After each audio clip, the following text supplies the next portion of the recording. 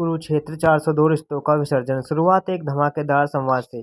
माझी चूल्हे पर रखी चाय उबलकर गिर जाए तो सिर्फ फर्श गंदा होता है, लेकिन अगर जहर जुबान से गिर जाए तो पुश्तें गंदी हो जाती हैं। आज आपने जो मर्यादा लांघी है उसकी कीमत ये घर चुकाएगा। अंजलि ने यह सब तब कहा जब संतोष देवी ने सुबह सुबह मोहल्ले की 3 औरतों के सामने खड़े होकर चिल्लाना शुरू किया। उनकी बहू उन्हें भूखा मार रही है। सुबह की नई चाल, तमाशा भी सड़क पर। संतोष देवी ने अपनी पुरानी कलाकारी दिखाई। उन्होंने घर का मेन गेट खुला छोड़ दिया और सीढ़ियों पर बैठकर जोर जोर से रोने लगी। अरे कोई देखो रे, पढ़ी लिखी बहू घर में आई है और सास को एक कप चाय के लिए तरसा रही है। मेरे बेटे को वश में कर लिया है। पिंकी ननद ने तुरंत मोबाइल निकाला और इस पूरे नाटकीय दृश्य की वीडियो बनाने लगी। भाभी देख लो, आपका असली चेहरा अब फेसबुक पर जाएगा। दुनिया देखेगी कि आप माँ के साथ क्या कर रही हो। अंजलि बाहर आई, हाथ में चाय का थर्मस और 2 गिलास लेकर। उसने अपनी सास के सामने गिलास रखा और पड़ोसियों की तरफ देखकर बोली, काकी आप लोग गवाह रहिएगा। कल रात माँ जी ने पनीर की सब्जी और पराठे खाए थे और आज सुबह ये भूख का नाटक कर रही है क्योंकि मैंने इन्हें वो गहने देने से मना कर दिया जो इन्हें पिंकी के देवर की शादी के लिए चाहिए थे। देवर का हमला और हाथापाई की नौबत। देवर नितिन, जो रात भर अपने दोस्तों के साथ जायदाद हड़पने का प्लान बनाकर आया था, गुस्से में अंजलि की तरफ लपका। तू बहुत बोलने लगी है। ये घर मेरे बाप का है। तेरी इतनी हिम्मत कि तू मेरी बहन और माँ को झूठा साबित करे। उसने गुस्से में अंजलि का हाथ मरोड़ने की कोशिश की। तभी अंजलि ने अपना फोन दिखाया। नितिन, हाथ पीछे कर। मैंने पूरे घर में हिडन कैमरे लगवा दिए हैं। तूने अभी जो हाथ उठाया है ये पुलिस स्टेशन में घरेलू हिंसा के सबूत के तौर पर काम आएगा। और वो जो तू कल रात अपने दोस्तों के साथ कह रहा था ना कि भाभी को घर से निकाल कर फ्लैट बेच देंगे, वो भी रिकॉर्ड हो चुका है। नितिन के चेहरे का रंग एकदम सफ़ेद पड़ गया। पिंकी का फोन हाथ से छूटते छूटते बचा। महाभारत का असली रूप। भाई बनाम भाई। बड़ा बेटा आकाश, जो अब तक खामोश था, उसने जब अपनी पत्नी के साथ होती धक्का मुक्की देखी तो उसका सब्र जवाब दे गया। उसने नितिन का कॉलर पकड़ा और उसे दीवार से सटा दिया।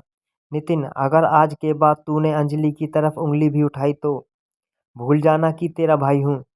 और माँ, बहुत हो गया आप ये विक्टिम कार्ड। आप चाहती है ना कि बंटवारा हो? ठीक है, आज ही वकील आएगा। तभी यह सब सुनते ही संतोष देवी चिल्लाई, हाँ, बुला वकील, देखते हैं तू अपनी माँ को सड़क पर कैसे लाता है। आकाश ने ठंडे लहजे में कहा, सड़क पर आप नहीं, बल्कि ये 2 नितिन और पिंकी आएंगे। फ्लैट के कागजात मेरे नाम पर हैं और बैंक का लोन मैं भर रहा हूँ। अंजलि ने अपनी सैलरी से इस घर का आधे से ज़्यादा कर्जा उतार दिया है। कानूनी तौर पर आप यहाँ रह सकती हैं, पर ये दोनों मेहमान आज शाम तक यहाँ से बाहर होंगे। न खत्म होने वाली नफरत। पिंकी ने अपनी साड़ी का पल्लू कमर में खोसा और अंजलि की तरफ बढ़ी। भाभी, आप जीत गई ना। भाई को माँ के खिलाफ आपने कर ही दिया। पर याद रखना, जिस आग में आप हमें जला रही हो, उसी की लपटों में एक दिन आप भी जलोगी। मैं इस घर को चैन से नहीं रहने दूंगी। अंजलि ने पिंकी की आंखों में डालकर कहा, आग मैंने नहीं, तुम्हारे लालच ने लगाई है पिंकी। और रही बात चैन की, तो वो इस घर से उसी दिन चला गया था जिस दिन तुमने और नितिन ने इसे तिजोरी समझ लिया था। अधूरी दास्तान। क्या वाकई अंत हुआ? शाम हो गई, वकील आए, कागजी कार्रवाई शुरू हुई, लेकिन लड़ाई खत्म नहीं हुई। बस उसका स्वरूप बदल गया। पिंकी ने जाने से पहले अंजलि के कमरे का सारा सामान बिखेर दिया। नितिन ने जाते जाते घर का वाईफाई और बिजली का तार काट दिया। संतोष देवी अपने कमरे का दरवाज़ा अंदर से बंद कर लिया और अब वे अंदर बैठकर अपनी अगली चाल की प्लानिंग कर रही थी। घर में शांति नहीं, बल्कि एक भारी सन्नाटा था। वो सन्नाटा जो एक और बड़े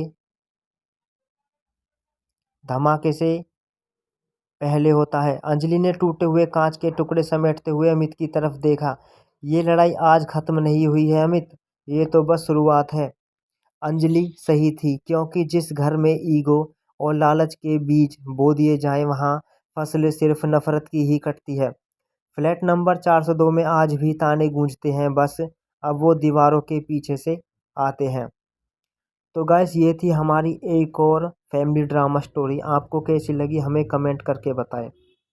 क्या सच में ऐसा ही होता है? अगर आपको हमारी स्टोरी अच्छी लगी तो वीडियो को लाइक करें।